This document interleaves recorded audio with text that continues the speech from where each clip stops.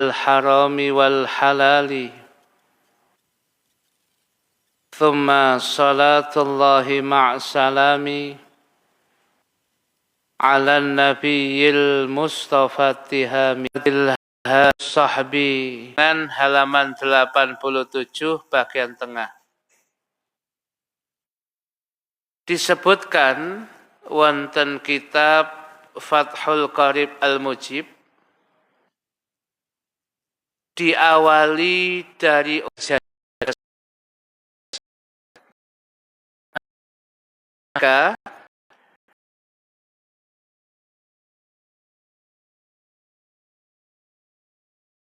kemudian harus pakai perban. Dia harus pakai perban. Nah, orang yang menggunakan perban pada kaknya. Nah, mengusapkan air itu di atas perbannya, kemudian dia dilanjutkan dengan wayatayammamu, dia tayamum. Kemudian ini yang kita bahas, wa yusalli, dan dia kemudian sholat, wala i'adata alaihi, perlu i'adah, sholatnya sah di waktu itu.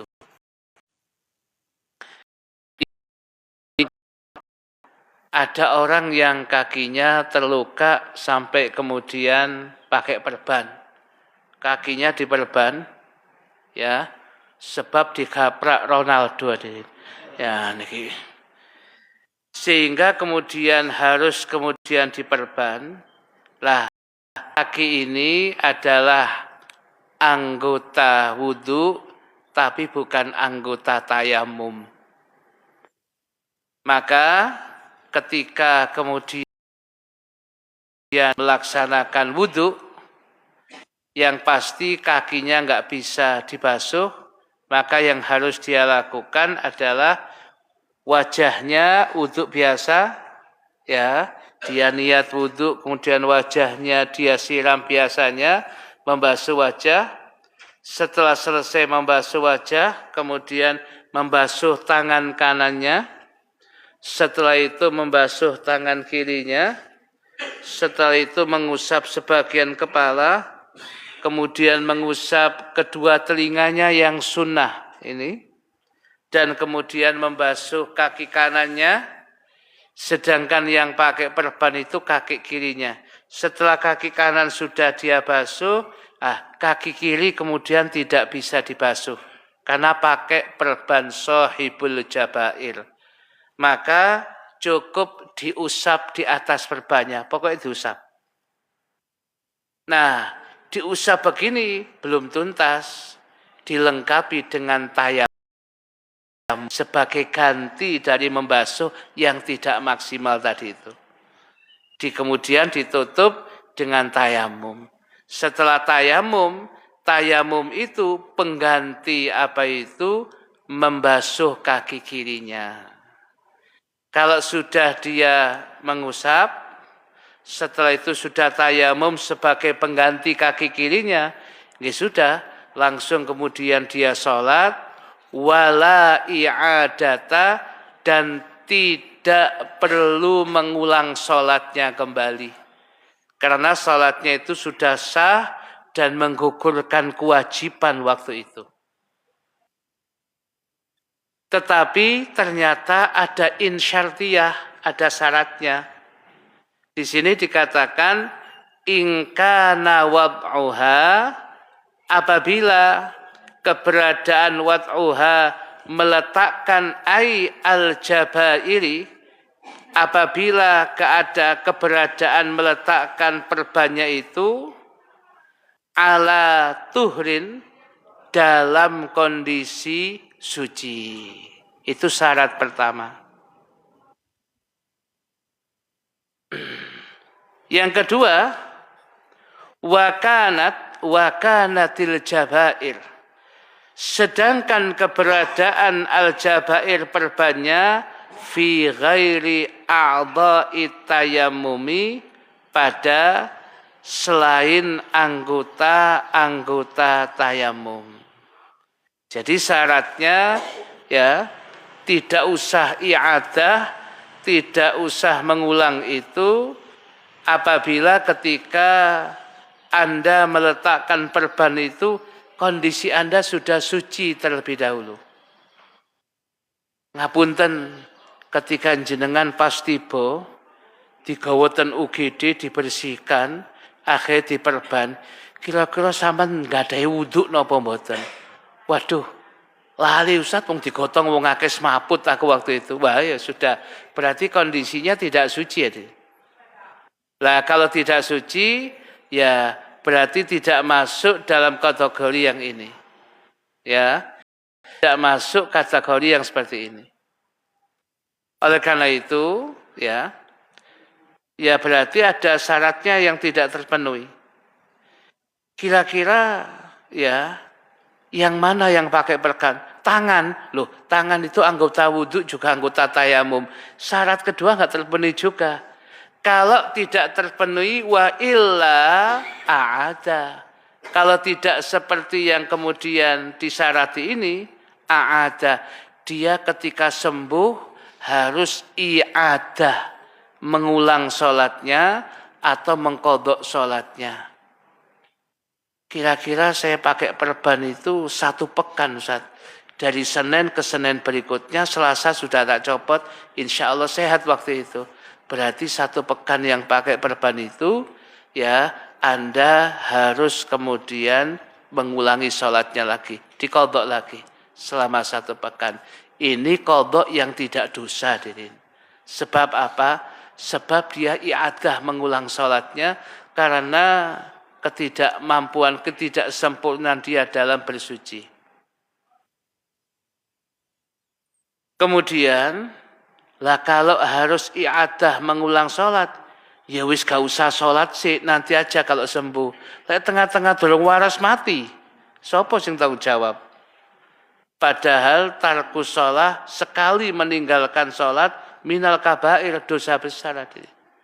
Nah, ini yang kemudian menjadi catatan kula panjenengan bahwasanya tetap melaksanakan sholat sekalipun bahasanya lihurmatil wakti, untuk menghormat waktu, itu adalah sesuatu yang sangat penting. Paham nggih hadirin? Nah, selesai sampai situ, dawuhipun wonten Fathul Qarib selanjutnya, wahada, pendapat ini adalah maqalahu, pendapat yang diucapkan, yang disampaikan oleh An-Nawawi, Imam An-Nawawi, fir Raudhati, dalam kitabnya namanya Ar-Raudhah, lengkapnya Raudhatut Talibin, 8 juz hadirin. Ya niki. Lakinnahu, akan tetapi, qala, beliau mengucap fil majmu'i, dalam kitab Majmu' Syarah Muhadzab 23 juz niki. Beliau mengatakan demikian, inna itlaqal jumhuri, sesungguhnya mayoritas ulama memutlakkan, yaktadi memutuskan, adamal farqi, tidak ada bedanya. Maksudnya, maksudnya baina a'dha'i tayamumi, di antara anggota tayamum wa ghairiha, dan bukan anggota tayamum. Kalau toh kemudian anggota tayamumnya ada jabiroh, ada jabair, ada perbannya, kan bisa diusap dengan debu atasnya. Jadi kalau menurut Imam Nawawi dalam kitabnya Majmu', maka kemudian ini enggak ada bedanya. Enggak usah i'adah, ya. Tidak harus dibatasi jabair perbannya pada anggota yang bukan tayamum. Kalau anggota yang tayamum, wajah dan tangan tetap harus i'adah. dalam majmu' syarah muhadzab tidak kemudian disyarati itu. Enggak ada bedanya. Sekalipun itu pada tangan atau wajah kan bisa diusap menggunakan debu. Itu. Artinya itu tidak menjadi syarat tadi. Hadirin, hadirat yang dimuliakan oleh Allah Subhanahu wa taala, kata ulama, kalau yang mengucap imam sama-sama Imam Nawawi beda kitab, maka yang didahulukan yang mana? Antara Al-Raudhah atau Al-Majmu'. Ulama mengatakan Al-Majmu' yang didahulukan. Karena Majmu' karangan terakhir Imam Nawawi. Imam Nawawi ngarang kitab Al-Majmu' itu sampai kemudian babul riba, babul be', kemudian babul riba, setelah itu beliau wafat ini. Sedangkan Ar-Raudhah merupakan ringkasan daripada Fathul Aziznya Imam Rafi'i, itu lengkap 8 juz. Ya, versi yang terakhir 8 juz. Ya. Awal keluarnya kitab Raudhah itu maka dicari kiai-kiai itu yang 12 juz tadi. Zaman itu carinya masih di Saudi, itu pun langka. Ya, sampai ada satu kiai di daerah Ganjar, Gondang Legi, ya, dia beritahu pada satu teman yang biasa jualan kitab, lek sama iso golek Raudhatul Thalibin karangan Imam Nawawi yang 12 juz, mahal ini katanya. Sapi ku sitok tak ketok sampean. Ijolane sapi ya. Jadi sapi sitok dijoli kitab Raudhatul Thalibin. Niki memang pecinta kitab ini. Lewat dia kan pecinta sapi ya, jadi lah iso kitabku tak dol tak ijono sapi. Mulai iki dhewe kan kewalik nih. Ya, kita ketemu orang-orang yang luar biasa nang kitab itu. Jadi yang diberitahukan kepada kita itu kitab saja. Ya, dan alhamdulillah kita mendapati orang yang seperti itu. Ya. Hadirin, hadirat sekalian yang dimuliakan oleh Allah, ada syaratnya lagi disampaikan. Wa yushtaratu, dan disyaratkan fil jabirati, pada jabirah, pada perbannya ini, an la ta'khudha, hendaknya jabirahnya itu tidak mengambil. Akhadha ya'khudhu, mengambil. Jabirah perbannya itu tidak mengambil minas sahihi, dari anggota badan yang sehat, illa, kecuali mala buddha minhu, sesuatu yang harus baginya, lil istimsaki, untuk menempelnya perban. Nah, itu lil istimsaki, untuk menempelnya perban. Ini syarat juga ini. Syaratnya apa? Jabirah dijamak taksirkan jabair, sigat muntahal jumu', ya. Itu jabirah atau perban itu tidak boleh dari lebih yang dibutuhkan, sekedar istimsak. Istimsak itu pokoknya perban itu nempel kuat gitu aja. Ya, nggak boleh lebih. Berarti kalau lebih kan mengambil anggota yang sehat, yang seharusnya dibasuh air, dia tidak dibasuh air karena ada perbannya. Itu sebenarnya fakihnya nggak boleh. Yang boleh itu sekedar istimsak untuk bisa menempelnya perban. Lah kadangkala kulon jenengan lek damel perban boten istimsak, belebet hadirin. Lebih banyak yang sehatnya katut kabeh niku. Napa malih ketika kemudian dikei semen. Napa niku? Ya pakai kita semen hadirin nggih. Ya mai putih ngono lho. Ya jane nggih semen hadirin. Lek semen kan bae lulu. Niki putih katanya. Ya ketika dikip niku kan bisa jadi ada yang sehat tapi tidak terkena air karena kena ada gipnya itu. Nah, kalau sudah seperti itu, berarti ada yang seharusnya terkena air tidak terkena air, yaitu nanti sholatnya tetap hukumnya lihurmatil waktu, menghormat waktu. Begitu gip dicopot, kembali sehat, sholatnya diiadah, diulangi. Ketika dia pakai gip itu berapa waktu, dia harus mengulangi lagi. Ya, sepertinya mengulanginya ya pakai gipnya 2 pekan, 2 minggu. Ya itu, sama harus iadah pelan-pelan. Apa kuwabe 2 minggu dihabiskan 1 hari? Sak mampunya hadirin.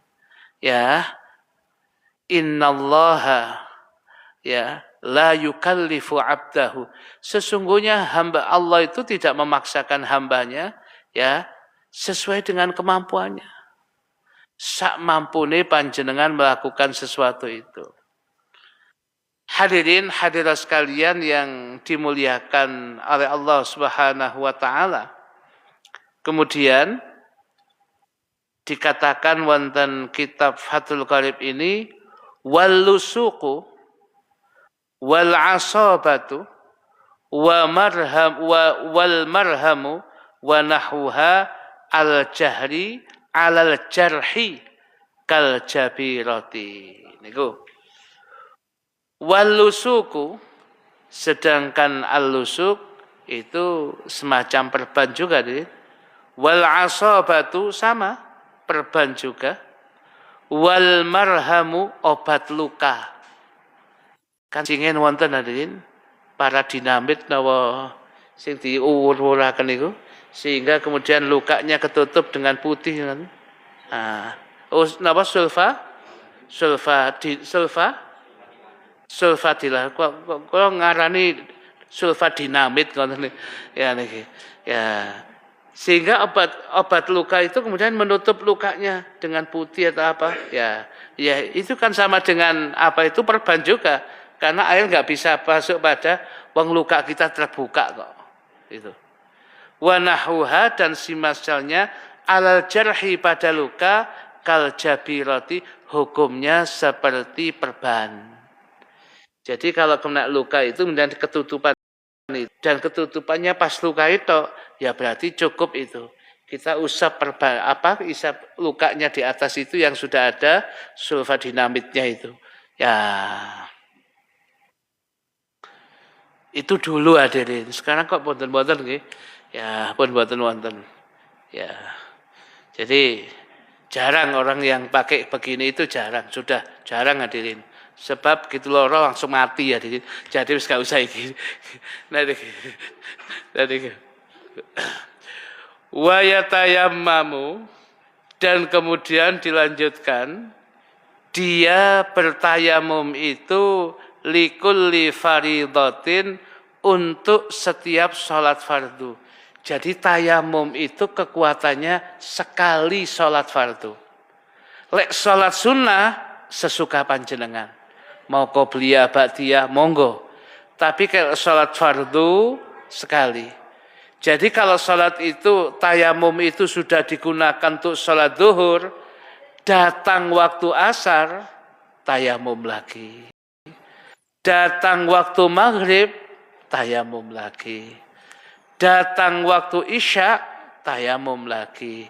Wa yatayammamu likulli faridatin dan tayamum itu untuk setiap fardu.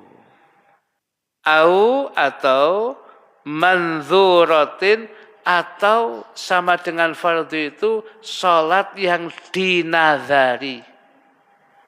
Panjenengan gadai nazar sholat nopo contone sholat duha dinazari.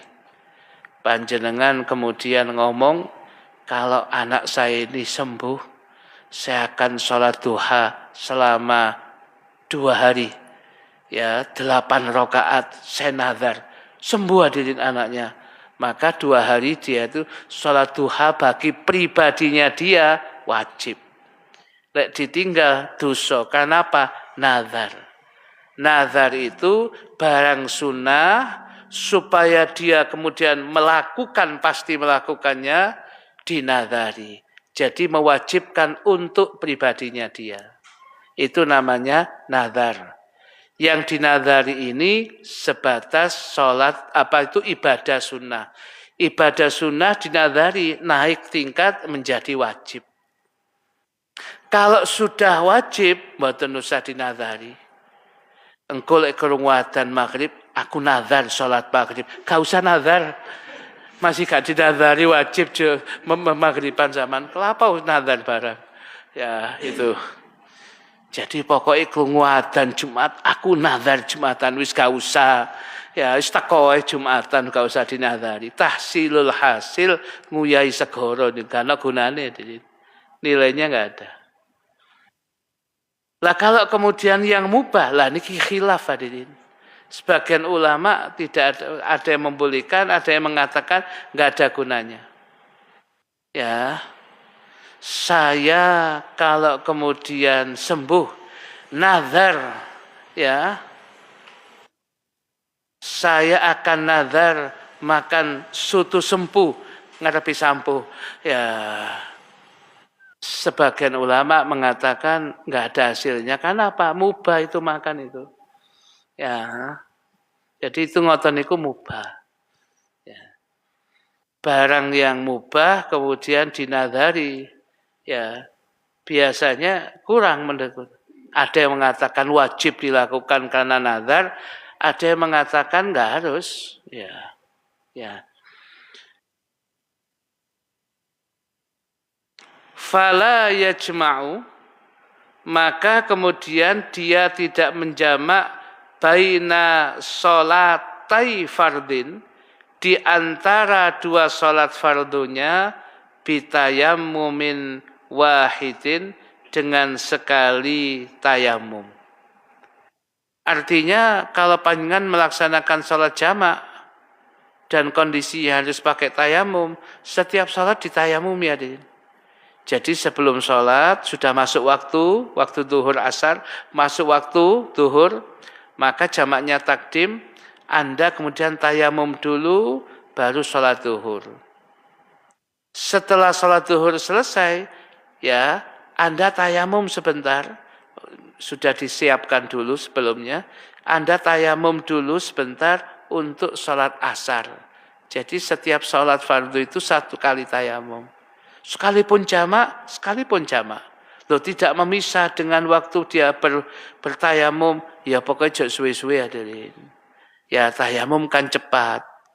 Ya, dia kan bisa cepat yang demikian itu, pokoknya dikondisikan, disiapkan. Begitu assalamualaikum warahmatullahi, assalamualaikum warahmatullahi, maka dia kemudian segera tayamum untuk sholat asar, setelah itu qomat jalan sholat asar. Mboten napa-napa kalau itu, karena sangat singkat tayamumnya, cepat bisa kok. Nah, niki. Wala baina tawafaini, dan kemudian tidak boleh dia menjamak dua kali tawaf itu ya dengan sekali tayamum kalau tidak menggunakan tidak menggunakan air. Ya, dengan situasi tertentu kita tidak bisa menggunakan air dan kita hendak melakukan dua paket tawaf. Yang satu adalah tawaf yang mungkin rukun, namanya ifadah. Yang satunya adalah sunnah, tawaf sunnah.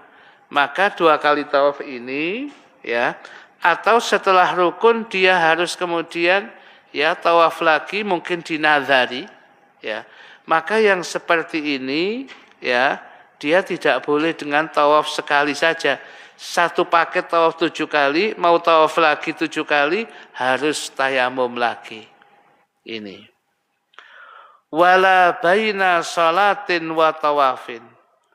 Dan tidak boleh dia menjamak mengumpulkan satu salat dengan satu paket tawaf. Saya nanti langsung tawaf, saya salat tayamum dulu untuk salat Isya, setelah itu langsung tawaf di seputar Ka'bah ini. Ini salatnya sah, tawafnya ya enggak sah. Karena apa? Dia harus tayamum dulu. Ya, sebab tawaf niku nggih wajib, Salat niku nggih wajib. Kalau tawafnya memang tawaf yang wajib. Itu. Wala baina jum'atin wa khutbatiha, dan tidak boleh seseorang itu mengumpulkan antara salat Jumat dan khutbahnya. Lah ya apa Ustaz? Ya setelah mau khutbah ya tayamum dulu. Ya, mudun dari khutbah jangan langsung salat, langsung tayamum dulu. Kan bisa disiapkan ya. Wong tayamum cepet itu. Ya, setelah tayamum baru salat Jumat. Tayamum dewi-dewi ini. Faham nggak hadirin? Oh, kok kan ya. Walil mar'ati, sedangkan untuk perempuan, idza tayammamat, apabila perempuan itu melakukan tayamum, tayamumnya apa? Litamkinil halili, agar bisa, ngapunten, mohon maaf, bisa dikumpuli oleh sang al-halili, bisa dikumpuli oleh sang suami, antaf'alahu miraron, ya, kemudian dia apa itu melakukannya berkali-kali, ya, begitu itu mboten napa-napa. Maksudnya gimana Ustaz? Jadi bisa jadi terjadi suatu ketika orang itu selesai haid, tapi nggak ada air.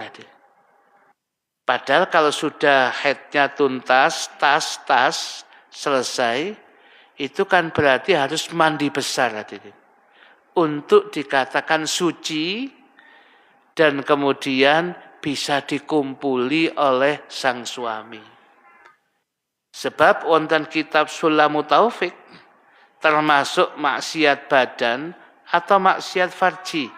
Ya, maksiat bagi seseorang suami, istrinya sudah suci tapi belum mandi besar langsung dikumpuli. Itu hukumnya maksiat. Ya, maksud kula cek sak paket Ustaz wis mari ngono adus gaya adus setelah haid atau setelah yo gak dhewe-dhewe, paket liya. Lah sampean nggih paket hemat. Ya. Paketnya dhewe-dhewe hadirin. Ya. Jadi ini dhewe-dhewe sekalipun ujungnya semua mandi besar. Ini. Jadi setelah dia ini kemudian haidnya tuntas, berarti untuk bisa kembali suci, dia bisa sholat, bisa pegang dan baca Quran dengan niatan baca Quran, dan sebagainya lah. Itu dengan cara apa itu? Mandi besar. Sedangkan kondisi kenyataannya waktu itu, air nggak ada. Mau gak mau diganti dengan tayamum. Maka tayamum itu pengganti air, mandi besarnya. Ketika tayamum dia selesai, kok kemudian suaminya ingin mengumpulinya, nggih mboten napa-napa, berarti sudah boleh. Malahan bukan sekali dua kali, miroron, berkali-kali. Ya gak apa-apa yang demikian itu. Ya, karena ya dia sudah tayamum tadi untuk mensucikan dirinya. Setelah itu kan hadas besar tok, tapi kemudian ya dia ulangi lagi suami, enggak apa-apa, ya enggak apa-apa. Kemudian wa tajma'u bainahu wa bainas sholati bidzalika tayammum. Nah, di sini dikatakan kemudian perempuan ini mengumpulkan bainahu wa bainas sholati bidzalika tayammum, ya. Dia kemudian boleh ketika di antara dibolehkan untuk kemudian dikumpuli oleh suaminya dan di antara salat dengan sekali tayamum itu boleh. Sebab mandinya itu yang nggak bisa itu, tayamumnya itu pengganti mandi besar selepas haidnya selesai. Jadi katakanlah kalau kemudian digunakan sholat, mantun digunakan sholat, digunakan untuk dikumpuli suaminya, ya nggak apa-apa, Din. Ya, karena sudah tadi itu dia sudah pengganti tayamum dengan penggantinya mandi besarnya itu tayamum. Ya, sekali boleh yang seperti ini. Terakhir niki, setelah itu boleh tanya, wa qauluhu, ucapan dalam kitab matan kitab ini, wa yusolli bitayammumin wahidin, dan dia boleh sholat dengan sekali tayamum, masya'a minan nawafili, apapun sholat-sholat sunnah yang dia sukai, dia kendaki, boleh sesukanya, nggak ada hitungan. Ya, kalau sholat sunnah nggak ada hitungan. Kalau sholat wajib sekali saja. Nanti datang wajib lagi, tayamum lagi. Lek sunnah, qobliyah, ba'diyah, sunnah apapun minan nawafil, silakan sebanyak-banyaknya boleh. Tetapi katanya di sini disebutkan sakitun min ba'din nusakhi. Keterangan wa yusalli bitayammumin wahidin masya'a minan nawafil ini terhapus, hilang pada sebagian naskah matan. Di kitab ini dimunculkan karena ini penting. Bisa jadi ada yang tanya, kalau sholat fardu sekali lah, sholat sunnah berkali-kali gak apa-apa. Ini jawabannya diri. Sampun, monggo ingkang badhe tanglet dipersilahkan.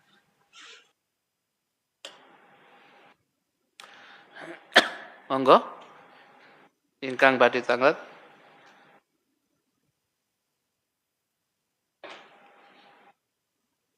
Wonten? Oke, Mas Syafi'i dulu. Bismillah.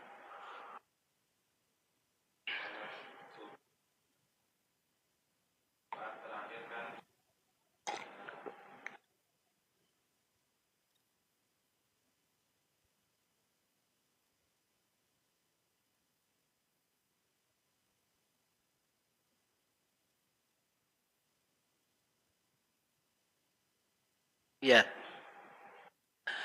Kalau prosesnya, pertanyaannya tadi, ada imam sholat subuh pada waktu mau baca, mungkin dia lupa. Prosesnya dia sudah mau turun, tapi lebih ke arah turun, karena kakinya sudah, dengkulnya sudah notok, sudah mulai dijatuhkan. Ada kemudian makmum yang mengingatkan, subhanallah. Maka kalau arahnya lebih ke arah turun, tetap sujud saja. Kalau masih ada gini, kemudian diingatkan makmum, kan ada kadang-kadang ada makmum yang dedepi salah imam. Ya, dia memang sudah ya kepinginnya imam salah, titik ngono subhanallah, obat titik lah subhanallah wis pokoke. Ya, kan ada makmum yang memang dedepi salah imam. Ya, jadi kalau memang bergerak ketinggian makmumnya sudah subhanallah, dia langsung Allahumma hdina fiman hadait, ya benar. Tapi kalau sudah sampai mengarahkan lebih dari ruku, malahan kakinya sudah dijatuhkan, dengkulnya tapi belum sujud, berarti arahnya ke arah sujud itu. Maka lebih bagus langsung sujud. Lah terus nanti ditutup dengan sahwi. Sedangkan makmum yang mengatakan subhanallah dan yang tidak melihat imam gitu harus ikut imam. Wajib bagi makmum mutaba'atul imam, mengikuti imam. Karena ini sunnah aba'at, solusinya bisa nanti sujud sahwi. Ya. Wah, gak tepat imam ini. Akhirnya makmum dongo dewi adi, batal salatnya. Ya, batal itu. Lah, makmum napa ngeten iki namine Ustaz? Makmum mokong. Ya. Jadi sudah tahu begitu kok. Karena kewajiban makmum ikut imam. Sujud itu rukun.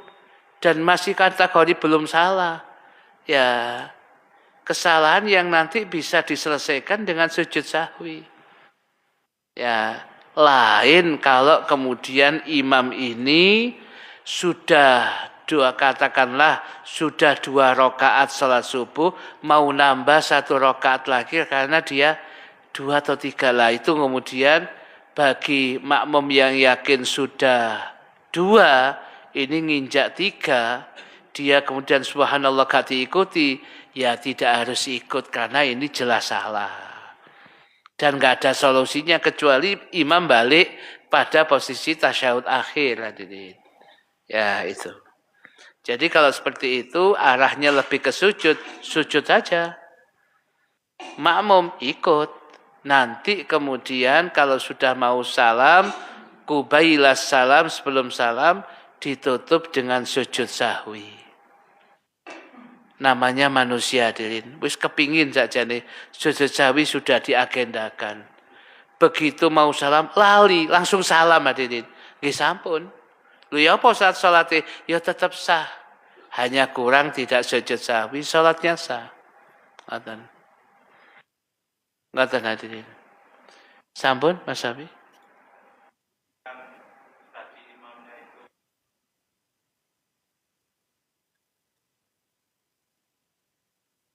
Begitu makmumnya mengatakan subhanallah, dia langsung berdiri. Padahal arahnya lebih kemudian ke sujud. Berarti imamnya yang salah. Karena sudah arah ke sujud itu berarti lebih bagus sujud. Dan sujud itu rukun sholat. Sedangkan balik donga kunut itu sunnah abad. Sunnah abad itu sunnah. Harusnya yang dimenangkan yang menuju sujud itu. Karena sudah arah sujud. Ini kok berdiri, ya salah. Kalau imam begini kemudian diingatkan, dia ingat, oh ini gak tepat. Dia harus kembali lagi sujud. Kok kemudian dia tetap berdiri, ndonga, berarti kurang tepat imamnya. Makanya makmum kalau sudah melihat itu, mufarokoh. Pisah dari sang imam. Ngoten? Ngoten nggih? Cukup? Monggo. Monggo Mas.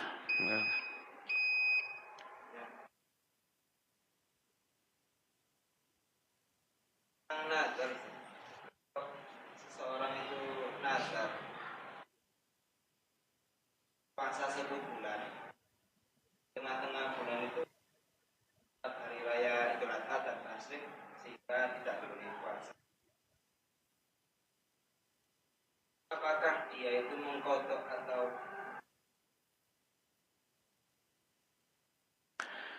Kalau nawaitunya adalah puasa nazar 1 bulan mutatabiat berturut-turut, harusnya dia tahu. Ojo ada waktu-waktu yang diharamkan begitu. Kan dia sebelumnya sudah tahu harusnya puasanya itu. Ya. Kalau diniati mutatabiat berturut-turut ada waktu yang diharamkan puasa, ya berarti terus gimana? Ya nanti puasanya dipanjangkan lagi gantinya itu. Ya. Kalau nawaitunya mutatabiat bisa gagal Mas, harus diulang dari awal. Kalau sekedar pokoknya nawaitunya puasa sunnah, pokoknya niat puasa 1 bulan sudah. Kalau memang puasa 1 bulan ada yang haram, enggak dihitung, tinggal diganti hari akhirnya, ditambah aja. Ya, begitu Mas caranya. Pokoknya nanti ujung-ujungnya 1 bulan. Ya, dan 1 bulan itu lebih umum, lebih enak adalah 30 hari. 29 ada, tapi untuk melengkapinya 30 dino, gitu. Terus Mas, apa lagi Mas Imam? niat dari sholat dulu sama Gimana? niat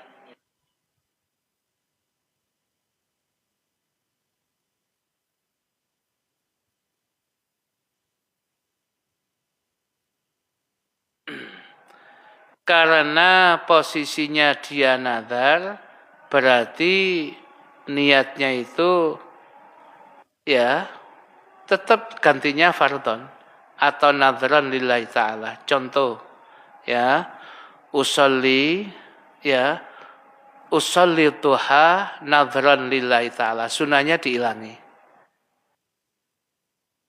Ya, atau usolli sunnata duha, sunnah yang jadi nazar kan. Usolli sunnata duha nadhran atau mandhuratan, di sini mandhurah. Usolli sunnata duha mandhuratan lillahi ta'ala. Caranya begitu. Usolli sunnata duha, saya sholat sunnah duha mandhuratan yang dinazari lillahi ta'ala, karena Allah ta'ala.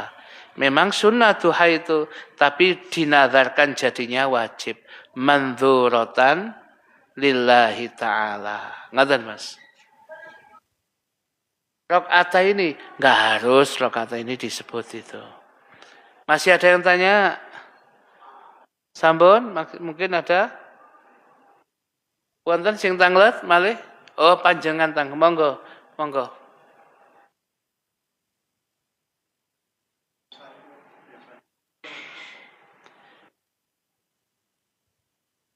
Ya, setelah sholat duha, yang dinazari itu kan sholatnya, bukan doanya.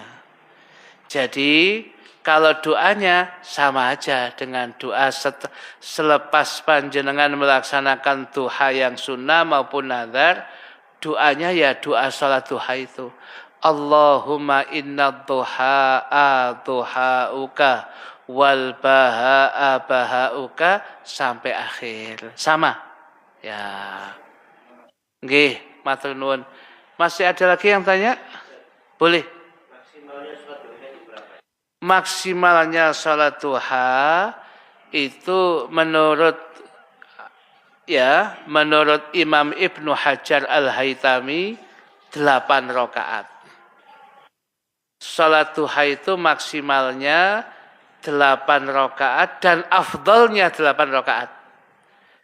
Sedangkan menurut Imam Romli paling banyaknya 12 rakaat. Ada hadisnya itu tadi, dhaif. Ya, 12 rakaat menurut Imam Romli, tapi afdalnya 8 rakaat. Saya ulangi lagi. Menurut Imam Ibnu Hajar Al-Haytami, maksimalnya salat duha 8 rakaat, afdalnya 8 rakaat. Menurut Imam Romli, maksimalnya salat duha 12 rakaat, afdalnya 8 rakaat.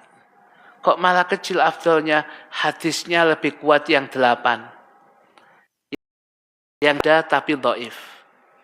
Kita pakai yang 12, monggo mboten napa-napa. Engko ngomong pakai 12 tetap patai. Ya, ini. Ya, itu. Kalau mau 12 boleh itu. Ya, sesekali Ustaz pakai 12 boleh. Tapi ujung-ujungnya kok 4 tetap. Ya, boleh. Sebab 12 itu siapa yang melaksanakan sholat duha 12, bunyalahu baitun fil jannah. Dibangunkan baginya rumah di dalam surga Allah. Tapi hadisnya dhaif. Bagi kita dhaif itu untuk fadhailul a'mal, keutamaan amal, boleh. Maka kaifiyah, tata cara sholat duha yang diajarkan Al-Maghfurlah Mbayai Hamid Pasuruan 12 rakaat, dan itu ada surat khususnya. Ya, sak donga-dongane wonten sedanten 12 rakaat. Yang diajarkan guru kita Habib Shalih Ali terus 8 rakaat, juga ada surat-suratnya khusus sak dongane. Ya. Ini kalau sholat duha yang 8 rakaat itu yang ada biasanya ya, yang 8 rakaat ini ya, hitungan saya 1 sampai 8 ya, suratnya ya. Yang pertama wasyamsi wadduhaha, yang kedua wadduha walaili idza saja. Ini suratnya saya ulangi lagi, yang salat rakaat pertama itu, kalau rakaat niki langsung 8 rakaat, 2 kan. Ya, wasyamsi wadduhaha dengan wadduha. Kemudian yang 34, alam nashrah laka sadrak. Yang keempat ini, idza jaa nasrullahi wal fath. Nah, lu kok meloncat? Ijazah din. Pun ikuti yang mengijazahkan karena ada sanadnya. Ya. Kemudian yang kelima 6, idza zulzilatil ardu zilzalaha. Kemudian yang ke-6, al-qari'atu mal-qari'ah itu. Yang ke-7, 87, qul a'udzu birabbil falaq. Yang ke-8, qul a'udzu birabbin nas. Ya. Kok singkat yang biasanya jarang, usah sampai 78 ini jarang. Umumnya sampai Tangerang, sampai 8 luar biasa. Saya pakai yang 12 kadang-kadang boleh. Boleh yang 12 suratnya silakan milih. Buatan apa-apa. Atau kaifiyahnya Mbak Ye Hamid Pasuruan ada. Cuman ada catatannya saya bawa. Ya. Setelah itu doa itu yang demikian itu. Nah, dan ketika pengen melaksanakan sholat duha, jangan sholat duha itu bentuknya panjenengan adalah boleh, tapi tidak harus. Sholat duha kali golek rezeki, boleh. Maksudnya jenengan kepada Allah ya boleh. Tetapi bukan semata-mata itu hadirin.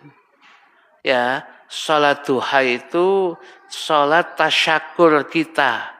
Wujud syukur kita kepada Allah, bangun tidur di waktu pagi, 360 ruas ini dijaga, disehatkan oleh Allah.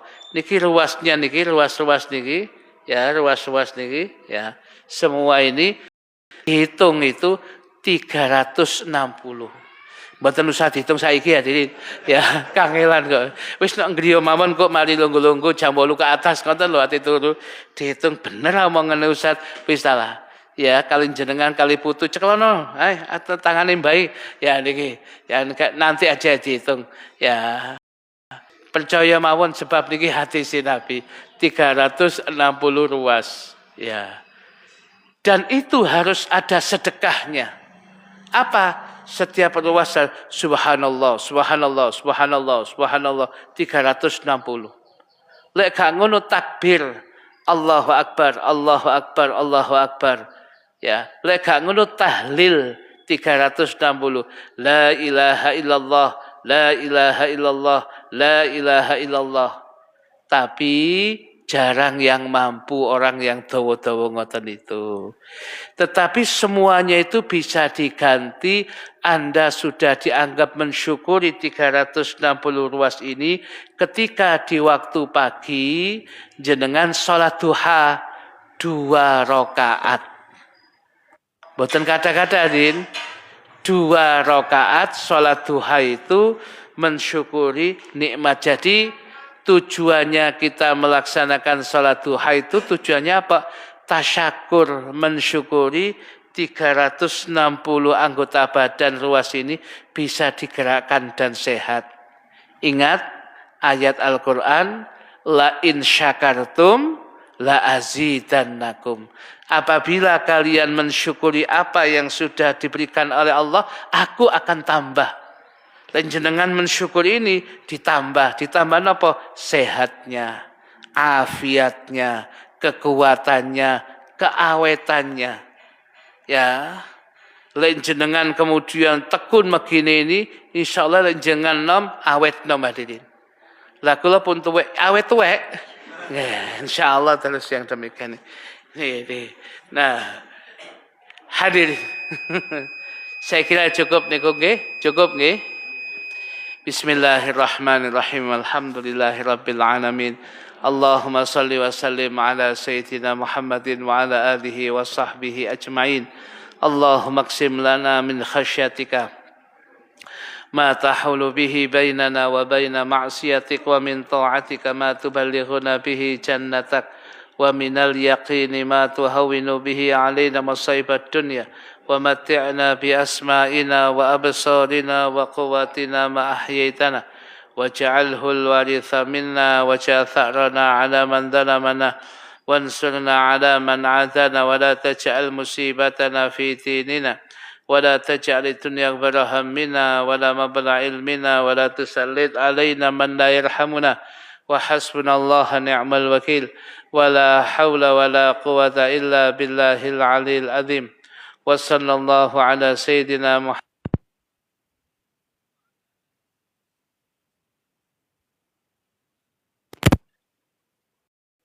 سبحانك اللهم وبحمدك أشهد أن لا إله إلا أنت أستغفرك وأتوب إليك بسم الله الرحمن الرحيم والعصر إن الإنسان في خسر إلا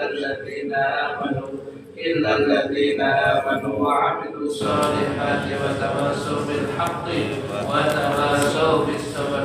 Kurang lebihnya mohon maaf. Wassalamualaikum warahmatullahi wabarakatuh.